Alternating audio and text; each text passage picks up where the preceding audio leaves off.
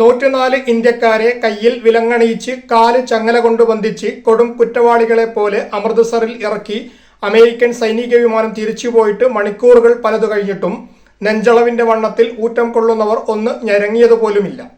സ്വന്തം പൗരന്മാരെ അപമാനിച്ചതിലൂടെ രാജ്യം തന്നെയാണ് അപമാനിക്കപ്പെട്ടതെന്ന തിരിച്ചറിവ് പോലും കേന്ദ്ര ഭരണാധികാരികൾക്കില്ല. അമേരിക്കയിൽ നിന്ന് ഇന്ത്യയിലേക്ക് നീണ്ട 40 മണിക്കൂർ ദുരിത യാത്രയാണ് ഗുജറാത്തിൽ നിന്നും ഹരിയാനയിൽ നിന്നും പഞ്ചാബിൽ നിന്നുമുള്ളവർക്ക് അനുഭവിക്കേണ്ടി വന്നത്. എന്നിട്ടും രാജ്യസ്നേഹം ഉണരാത്തവരായിട്ട് സംഘികൾ മാത്രമേയുള്ളൂ നാട്ടിൽ. കുടിയേറ്റക്കാരെ നാട് കടത്തിയിട്ടുണ്ടെങ്കിൽ നന്നായി പോയി എന്നാണ് സംഘികളുടെ കൊഞ്ഞനം കുത്തൽ. ഞങ്ങളുടെ കൈകൾ വിലങ്ങുകൊണ്ടും കാലുകൾ ചങ്ങല കൊണ്ടും ബന്ധിച്ചിരുന്നു. സീറ്റിൽ നിന്ന് ഒരിഞ്ച് അനങ്ങാൻ അനുവദിച്ചിരുന്നില്ല. പല തവണ ആവശ്യപ്പെടുമ്പോൾ മാത്രം ടോയ്ലറ്റിൽ പോവാൻ അനുവദിക്കും. വിമാനത്തിലെ സുരക്ഷാ ജീവനക്കാർ വാതിൽ തുറന്ന് കാത്തിരിക്കും.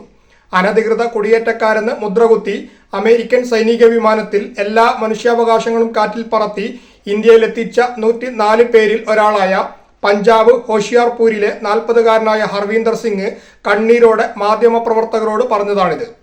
നരകത്തേക്കാൾ മോശമായത് എന്നാണ് ഈ യാത്രയെ ഹർവീന്ദർ സിംഗ് വിശേഷിപ്പിച്ചത്. ശരിയായി ഭക്ഷണം കഴിക്കാൻ പോലും വിമാനത്തിലെ സുരക്ഷാ ജീവനക്കാർ അനുവദിച്ചില്ലെന്നും ഹർവീന്ദർ സിംഗ് പറയുന്നു.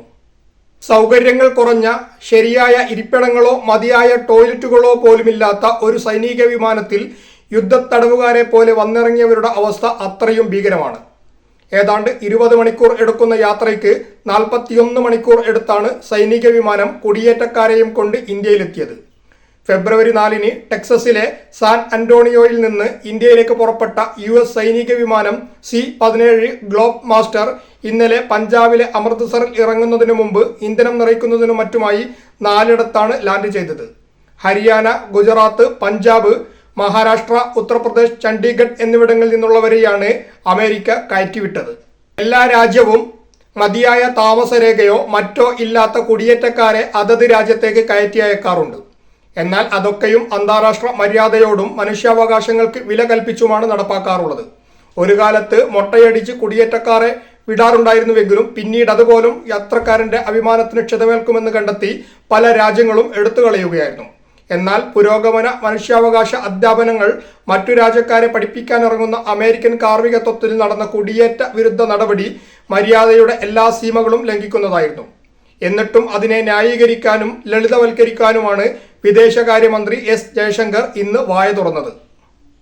തങ്ങളുടെ പൗരന്മാരെ സൈനിക വിമാനത്തിൽ നടതള്ളുന്നതിനെതിരെ കൊളംബിയൻ പ്രസിഡന്റ് ഗുസ്താവോ പെട്രോ നടത്തിയ അതിശക്തമായ ഇടപെടൽ ഇവിടെയാണ് ശ്രദ്ധേയമാവുന്നത്. നെഞ്ചളവ് വീതിയിൽ വീരസ്യം പറയുന്നത് പോലെയല്ല ആവശ്യമായ സമയത്ത് ശക്തമായ നിലപാട് സ്വീകരിക്കുന്നത് എന്ന് അദ്ദേഹം തെളിയിച്ചു. ഗുസ്താവോ പെട്രോ ശക്തമായ നിലപാടെടുത്തപ്പോൾ ട്രംപ് മര്യാദക്കാരനാവുകയും യാത്രാ വിമാനത്തിൽ കൊളംബിയക്കാരെ നാട്ടിലെത്തിക്കാൻ നിർബന്ധിതനാവുകയും ചെയ്തു. മെക്സിക്കോയും പൗരന്മാരെ സൈനിക വിമാനത്തിൽ കൊണ്ടുവരുന്നതിൽ ശക്തമായ പ്രതിഷേധമാണ് അമേരിക്കയെ അറിയിച്ചത്. നിറം വെളുത്ത സായിപ്പിനെ കാണുമ്പോൾ സംഘികൾ പണ്ടേ കവാത്ത് മറക്കാറുണ്ട്. ട്രംപിന്റെ ഉറഞ്ഞുതുള്ളൽ കണ്ട നരേന്ദ്രമോദിയും കവാത്ത് സൗകര്യപൂർവ്വം മറന്നതാവാനേ തരമുള്ളൂ. അടുത്ത ആഴ്ച വൈറ്റ് ഹൗസിലെത്തി ട്രംപിനെ കാണാനുള്ളതാണ്. എതിർപ്പ് വല്ലതും പറഞ്ഞാൽ വൈറ്റ് ഹൗസിൽ പ്രവേശനം നിഷേധിച്ചേക്കാമെന്ന പേടിയിലാണ് മോദിയും ടീമും.